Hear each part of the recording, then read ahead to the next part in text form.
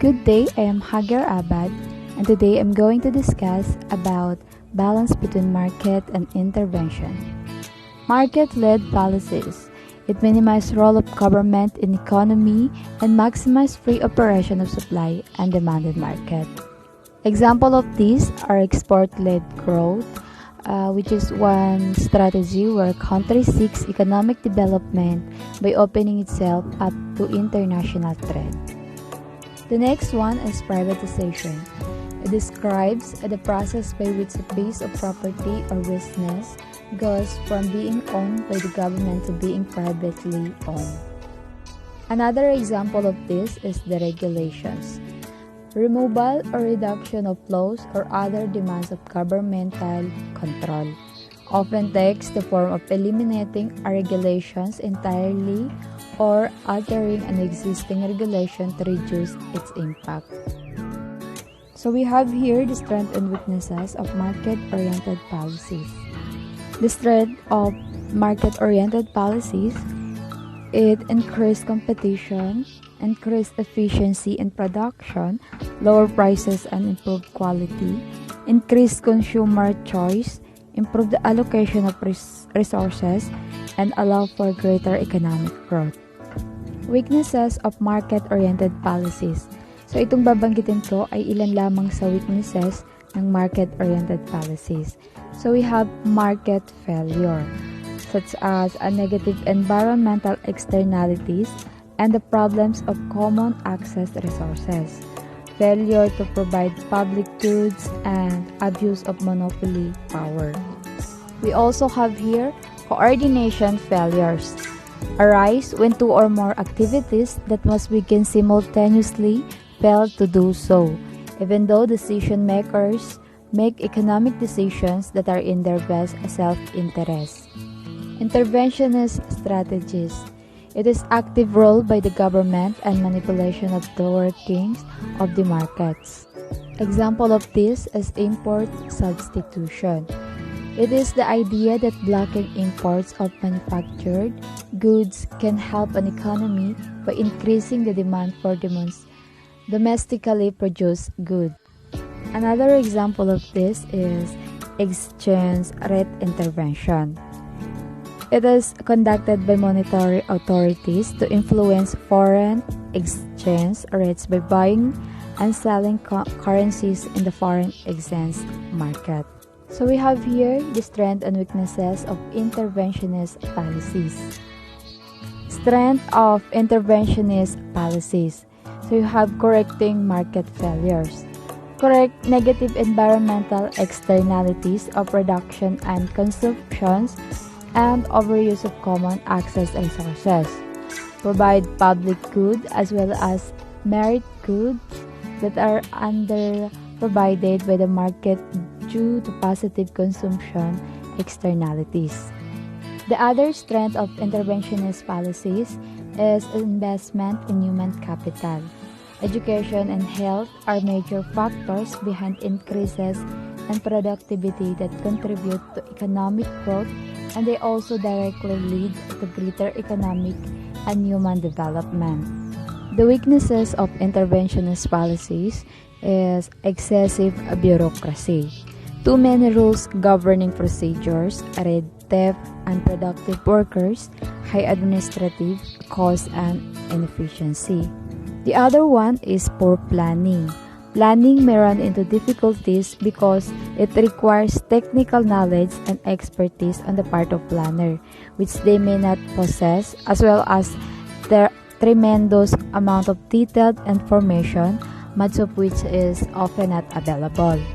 Market orientation is a business approach wherein the processes of product development and creation are focused on satisfying the needs of consumers, while the interventionist policies based on government intervention in markets intended to correct market deficiencies and create an environment in which markets can work more effectively.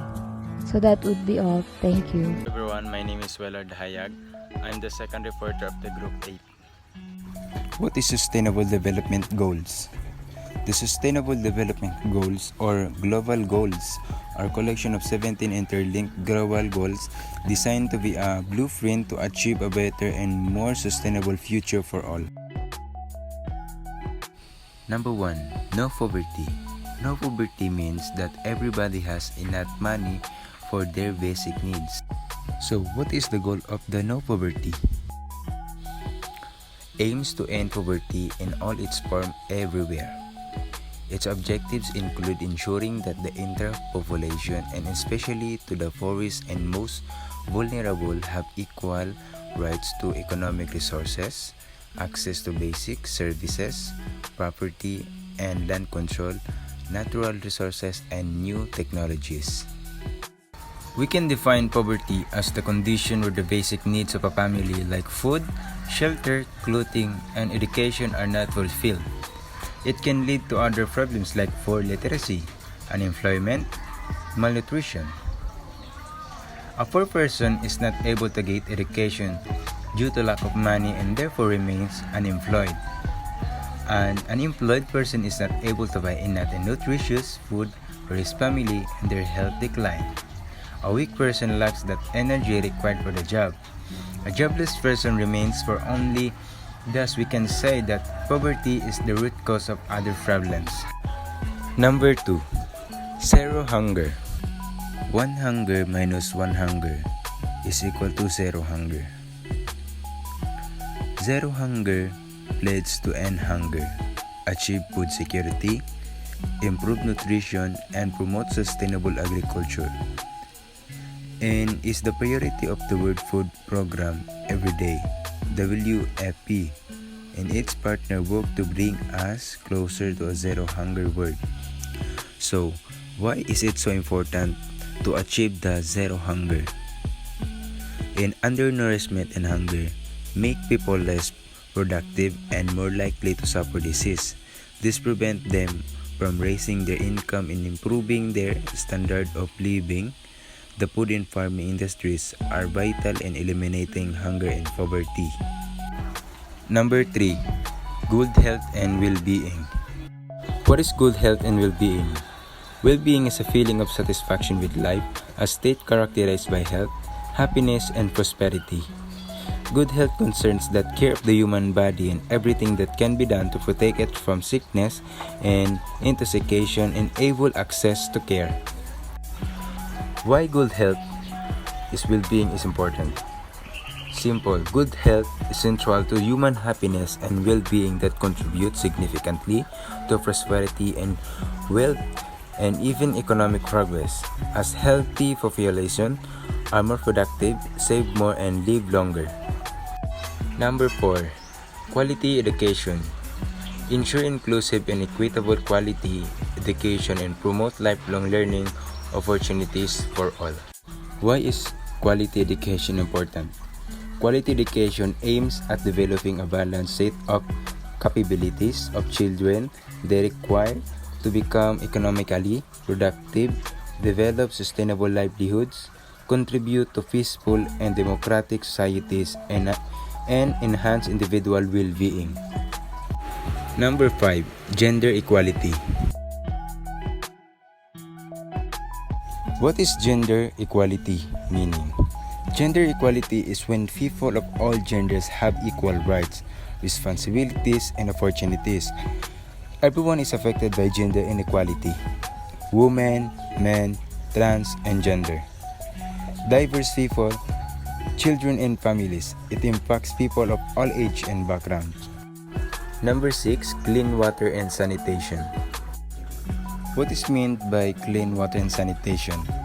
Number 1 is the proportion of population using A. Safely managed sanitation services, and B. A hand washing facility with soap and water. This is measured as the share of the population using safely managed sanitation facilities and at least basic hand washing facilities. Why clean water and sanitation is important? Having a clean water and sanitation means being able to avoid exposure to countless diseases. Every year, millions of people die from disease caused by inadequate water supply, sanitation, and hygiene, other than pneumonia, diarrhea, is the main cause of death in children under age of 5. Also, we can promote a good hygiene habits through education. Proper hand washing with soap and water can reduce diarrhea caused by up to 35%. Implement rainwater harvesting system to collect and store rainwater for drinking or recharging underground aquifers.